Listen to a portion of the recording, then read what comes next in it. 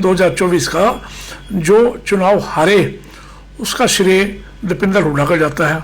एक बयान आपका काफी वायरल हो रहा है जिसमें आप कह रहे हैं कि काफी जो आधे से ज्यादा कांग्रेस के नेता आपके संपर्क में है, कभी भी कांग्रेस भाजपा ज्वाइन कर सकते हैं। त्रिलोचन जी, जब भी आपकी बाइट लेते हैं या इंटरव्यू करते हैं, बहुत से ऐसे कमेंट आते हैं जिसमें लोग कटाक्ष करते हैं कि त्रिलोचन सिंह गद्दार है। फिर मेरे को कहते हैं गद्दार। अरे गद्दार तो स्मिता सिंह जो 2 चुनाव में एमएलए की टिकट लेके आई नहीं। गद्दार तो ये आप स्मिता सिंह यहाँ जो एजिटेशन होते क्यों नहीं जाती। जब जेपी चुनाव लड़ता आदमपुर से एक छोटे बच्चे के खिलाफ, कुलदीप बिश्नोई के बेटे के खिलाफ, तो सारी हरियाणा की कांग्रेस वहाँ जाकर बैठ जाती है। और मैं जब सीएम के खिलाफ लड़ रहा तो हरियाणा की कांग्रेस क्यों नहीं आके बैठी यहाँ। मेरे को चुनाव हरवाना चाहते थे ये। नमस्कार दोस्तों, ITV24 देख रहे हैं आप। आज एक खास विषय पर हम बातचीत करने आए हैं त्रिलोचन सिंह जी के साथ, क्योंकि एक बयान जो है इनका काफी वायरल हो रहा है, जिसमें ये कहते हुए दिखाई दे रहे हैं कि कांग्रेस के कई नेता जो हैं इनके संपर्क में है और कभी भी भाजपा ज्वाइन कर सकते हैं अगर ये चाहे तो। नमस्कार जी। नमस्कार कंवरपाल जी, नमस्कार, धन्यवाद आपका। एक बयान आपका काफी वायरल हो रहा है जिसमें आप कह रहे हैं कि काफी जो आधे से ज्यादा कांग्रेस के नेता आपके संपर्क में है, कभी भी कांग्रेस भाजपा ज्वाइन कर सकते हैं। देखिए, जितने दोनों बने हैं जिला के प्रधान, चाहे वो शहरी है चाहे वो रूरल हो, उसमें 5-4 को छोड़ के बाकी सारे मेरे दोस्त यार मित्र, भतीजे भतीजियाँ, मेरी छोटी बेटियाँ बहनें, सारों से मेरा संपर्क रहता है।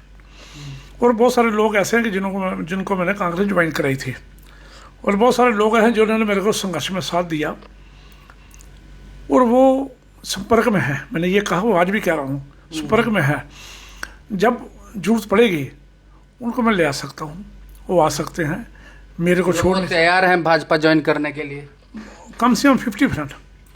हाँ, 50% तैयार है। मतलब सारी कांग्रेस ही साफ हो जाएगी फिर तो, जो काम करने वाले लोग हैं वो भाजपा में आ जाएंगे। देखो, भाजपा कांग्रेस बहुत पुरानी पार्टी है और नए चेहरे ऊपर जाएंगे, लेकिन जो काम करने वाले हैं, जो जिनकी फेस वैल्यू है, जिनके संघर्ष को लोग सलाम करते हैं, जो पिछले 40-40, 35, 30 साल से लगातार काम कर रहे हैं, जो हर इलेक्शन में बस्ते संभालते हैं, हर बूथ पर बस्ते संभालते हैं, उनमें जो लोग कांग्रेस में रह गए हैं उनमें मेरे संपर्क में हैं। लेकिन कोई नए जो पदाधिकारी बने हैं जिनका कोई योगदान नहीं रहा कभी कांग्रेस में, या नए ओबलाइज करने के लिए बने हैं, उनको छोड़कर जो पुराने लोग हैं सारे मेरे संपर्क में हैं। और जब जरूरत पड़ी तो मैं उनको ले आ सकता हूँ। त्रिलोचन जी, जब भी आपकी बाइट लेते हैं या इंटरव्यू करते हैं, बहुत से ऐसे कमेंट आते हैं जिसमें लोग कटाक्ष करते हैं कि त्रिलोचन सिंह गद्दार है, ऐसे शब्द लिखते हैं, तो इस पर क्या कहना चाहेंगे? क्या मतलब आपने गद्दारी की है? देखिए, मैं तो कह के आया भी मैं बीजेपी में जा रहा हूँ। जो लोग कांग्रेस के अंदर बैठे हुए गद्दारी कर रहे हैं, बात तो उनकी करनी चाहिए।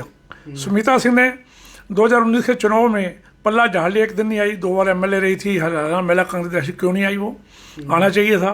फिर 2024 को बाई इलेक्शन थे, उसमें उसको मेरे को हराने की भरपूर कोशिश की। बुद्धि राजा ने मेरे को कहा स्मिता सिंह को हराओ, वीरेंद्र राठौर ने बुद्धि राजा को हराने की कोशिश की। अपना सूर्य क्या नाम, हुड्डा साहब का बेटा दीपेंद्र हुड्डा ने शमशेर सिंह गोगी को हराने की भरपूर कोशिश की, चाहे वो बड़े हार गए। और दीपेंद्र हुड्डा ने चाहा भी वीरेंद्र राठौर ना बने, तो जो नीलोखड़ी से हैं वो अपनी शिकायत कर रहे हैं, जो इंद्री से वो अपनी शिकायत कर रहे हैं। जब सारे अपनी अपनी शिकायत कर रहे हैं तो कांग्रेस खड़ी कहाँ है? कहाँ किसने मदद करी? सारे गद्दार थे, सब ने करी। मैं तो कह के आया अभी मैं बीजेपी में जा रहा हूँ, मैंने धोखा नहीं दिया। मैं पूछना चाहता हूँ कि 2 बार पंजाब के मुख्यमंत्री रहे कैप्टन अमरिंदर सिंह, उनको क्यों मजबूर किया गया वो कांग्रेस छोड़ के जाए? कांग्रेस की कमी थी तब छोड़ के गए। बलराम जाखड़, जिनकी पुश्तें कांग्रेस में जुड़ी हुई थी, उनके बेटे को छोड़ के बीजेपी में गए। हरियाणा के अंदर चौधरी भजनलाल जी, जो उनकी तूती बोलती थी, जो चिड़क्के के आ जाता था, उनको क्या मजबूरी थी? क्यों छोड़ के गए? उनको मजबूर किया गया। बंसीलाल जी के परिवार की, उनकी पुत्र वधू और उनकी आगे पोती क्यों छोड़ के गई कांग्रेस? उनको मजबूर किया गया। धर्मवीर सिंह मेंबर पार्लियामेंट भिवानी, नवीन जिंदल जी, कौशिक जी, ऐसे ऐसे 4-5 चेहरे क्यों छोड़ के गए? उनसे पूछो तो सही। उन्होंने गद्दारी नहीं की, उनको मजबूर किया गया भी वो कांग्रेस छोड़ के जाएं। वो तो बहुत बड़े बड़े लोग जब छोड़ के चले गए, मैं तो कोई सोचता नहीं हूँ। बाकी कटाश करना, कहते हाथी चलते रहते हैं, बाकी सिलसिला चलता रहता है। मेरे को कोई दिक्कत नहीं है कटाक्ष करने वाले भाई। मैं सच्चाई में हूँ, सच्चाई कहूँगा, आगे भी कहता रहूँगा। भले ही कल मेरा अजीज, मैं उनको भतीजा कहूँगा कि उनके पिता के साथ मेरे 40 साल से पारिवारिक संबंध हैं, पराग गाबा। और पराग गाबे को जिला प्रधान बनाने के लिए जब मैं कांग्रेस में था, अनमोल गार्डन के बाहर दीपिंदर हुड्डा का हाथ पकड़कर और पराग गाबा का हाथ पकड़, दोनों का एक दूसरे हाथ में दिया, मैं इसको जिला अध्यक्ष बनाओ, ये बखूबी चला लेगा। आज वो मेरे को अगर चैलेंज करता है भी, मैं चैलेंज करता हूँ, मैं चैलेंज को जवाब नहीं देना चाहता, जवाब तो अपने आप मिल जाएगा।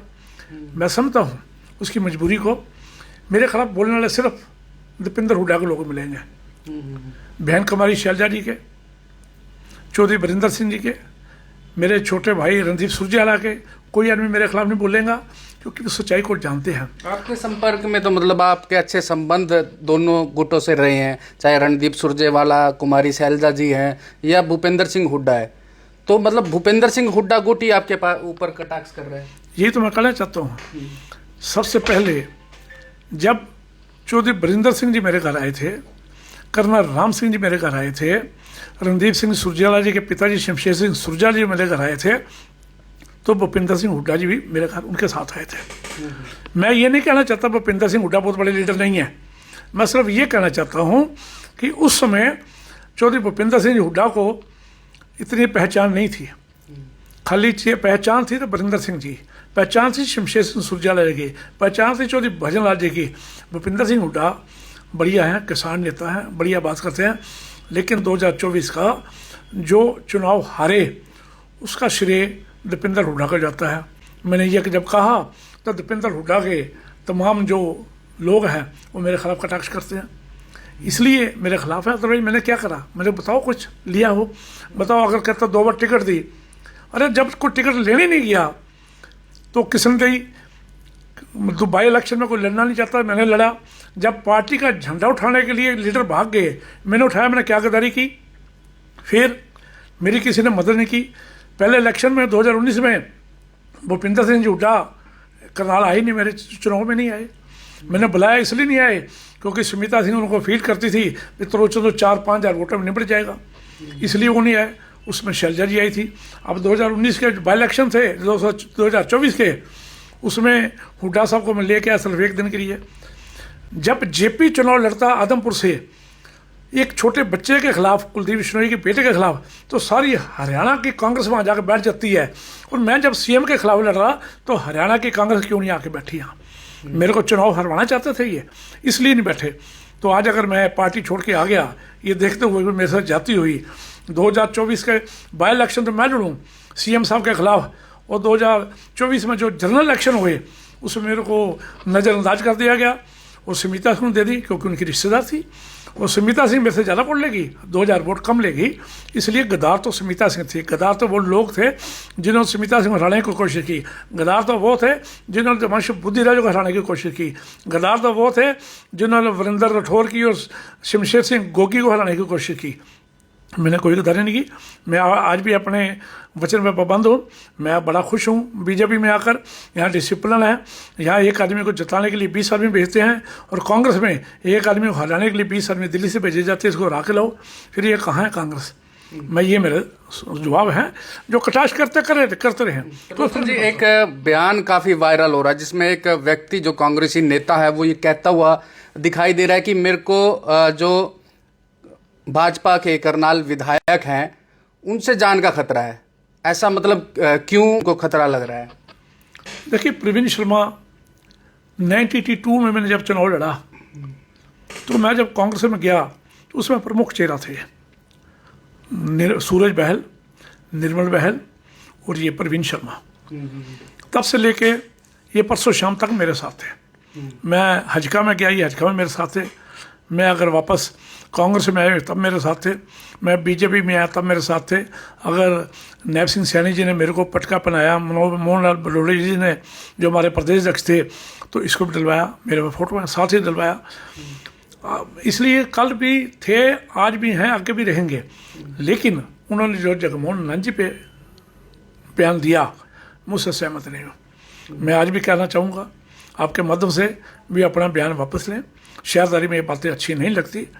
आपको किसने उकसाया, किसके कहे पर दिए, इसलिए मैं कुछ नहीं बता सकता, लेकिन ऐसा बयान नहीं देना चाहिए।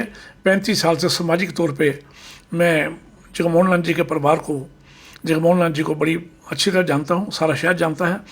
ऐसी व्यक्ति नहीं है वो, उनके खिलाफ बयान देने से छवि धूमल हुई है कांग्रेस की, बड़ी नहीं है। तो क्या लग रहा है कि आम आदमी को खतरा है जान का इस तरह के बयान से? नहीं, मैं इस बयान को सिरे से खारिज करते हम, इसलिए बयान मानना ही नहीं। किसी ने ऐसा बयान दिया नहीं है कि जगमोहन आनंद जो विधायक है करनाल के, उनसे किसी को जान का खतरा हो? नहीं, ये है ही नहीं, हो भी नहीं सकता। ये तो उकसाया गया, उनको कहा गया भी आप ये कि ये बयान दिया हाईलाइट होने के लिए, तब दे दिया। पर प्रवीण शर्मा में इतना वो नहीं है बयान देना, दे दिया जल्दी की है। तो किसी और की आवाज़ बोल रहे हैं वो? हाँ, किसी और की आवाज़ बोली है और बड़ी जल्दी ये बात सामने आ जाएगी। ये शहर के लोग हैं, भले ही आज विपक्ष में रह के कोई लोग मोमबत्तियाँ निकाल के नारे लगा के रोड़ा टप्पा डालते हों, लेकिन शहर के लोग बड़ी बातें जानते हैं। अभी प्रवीण शर्मा का जिक्र हो रहा था, बताया जा रहा है कि इसकी एक बार गिरफ्तारी भी हुई है। नहीं, गिरफ्तारी तो राजनीतिक तौर पर हमारी बढ़िया हुई है, होती रहती है, वो जमानतें भी हुई है। नशीले पदार्थ जो है पकड़े गए थे कोई इस तरह के? देखो, एक बारी नशीले पदार्थों की बात आपको पास कहाँ से आई मैं नहीं बता सकता, लेकिन ऐसे कई बार जायज नाजायज मुकदमे बन जाते हैं। वो जो मुकदमा बना था आज से 25-30 साल पहले, वो इन पर नाजायज बना था, क्योंकि जब सजा ना हो तो इसलिए उसको नाजायज किया जाएगा। उसमें कुलदीप शर्मा मेरे छोटे भाई ने इसकी मदद की थी और पंजाब जाके इनको छुड़ा के लाए थे, इसमें कोई दो राय नहीं। अब मैं झूठ बोलूँ, मैं मुकदमा नहीं बना था, आप अपने को प्रूफ निकाल के रख दोगे, फिर मेरे को झूठा साबित करोगे। हैं कुछ हमारे पास भी सामने आए हैं कि इनको पकड़ा भी गया था, गिरफ्तारी इनकी हुई थी। नहीं, इस बात को मेरे मालूम है, ये बड़ी पुरानी बात है, लेकिन उसमें कुलदीप शर्मा जी इनको छुड़ा के लाए थे और इनके खिलाफ कोई चार्ज नहीं लगा, इनको कोई सज़ा नहीं हुई, लेकिन इनके ऊपर मुकदमा बना था। मुकदमे तो शिदाजी भगत सिंह में बने थे, मुकदमे तो हर एक आदमी बनते हैं, मुकदमे किसी पे कोई बना दे, लेकिन वो चार्ज होना, उसको सजा होना, तब मुकदमा गिना जाता है। इसलिए गद्दार तो ये लोग थे जो हराने की कोशिश करते थे।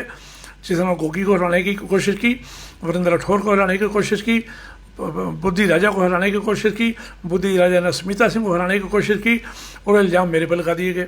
मैं तो आखिरी दिन में था, मैं आपके माध्यम से चैलेंज करता हूँ स्मिता सिंह को, टोटल कांग्रेस को, जितने मेरे समर्थक हैं, कुछ मेरे साथ आके कुछ कांग्रेस में रह गया, किसी एक से भी नेम करा देंगे भी त्रिलोचन सिंह उनको कहा हो भी इसको हराओ, तो मैं जुम्मेवार। मैं आपके माध्यम से ये कहना चाहता हूँ कि मेरी इसी ऑफिस में एक मीटिंग हुई थी, जिसमें 5-10 आदमी लोग आए थे। मैंने उनको स्पष्ट कर दिया था, आपने विश्लेषण किया था, याद होगा आपको, यहाँ बैठकर विश्लेषण देखने के बाद मैंने उनको स्पष्ट कह दिया था भी आपने बुराई नहीं लेनी, आप मदद करो स्मिता सिंह की, जीते तो बहुत बढ़िया, नहीं जीते तो अलग बात है, लेकिन आपने बुराई नहीं लेनी। स्मिता सिंह नहीं जीत रही, बस ये बात जरूर कही थी, वो नहीं जीत रही, लेकिन आपने बुराई नहीं लेनी, उस बात में मैं आज स्टैंड करता हूँ। फिर मेरे को कहते हैं गद्दार, अरे गद्दार तो स्मिता सिंह जो 2 चुनाव में MLA की टिकट लेके आई नहीं, गद्दार तो ये आप स्मिता सिंह, यहाँ जो एजिटेशन होते क्यों नहीं जाती स्मिता सिंह? इसलिए नहीं जाती कि उसका पासपोर्ट जब्त ना हो जाए, इसलिए नहीं जाती भाई मैं विदेश जाना होता है। मैं चाहता हूँ, मेरे को गद्दार को आने से पहले स्मिता सिंह के कुछ चमचे बोलते हैं भाई स्मिता त्रिलोचन गद्दार है, गद्दार कौन है, अपने चेहरे देख ले, अपने गरबा में जंग के कि त्रिलोचन जहाँ खड़ा था वहाँ खड़ा था, आज जहाँ खड़ा है बीजेपी में डट के खड़ा है और बीजेपी के टोटल मेंबरानों के साथ खड़ा हूँ। चलिए, तो ये थे हमारे साथ सरदार त्रिलोचन सिंह, जिन्होंने बेबाकी से सवालों के जवाब दिए हैं, और आप इन जवाबों पर क्या कहना चाहते हैं एक बार कमेंट बॉक्स में लिखकर ज़रूर बताएं। इस वीडियो को शेयर ज़रूर करें। धन्यवाद।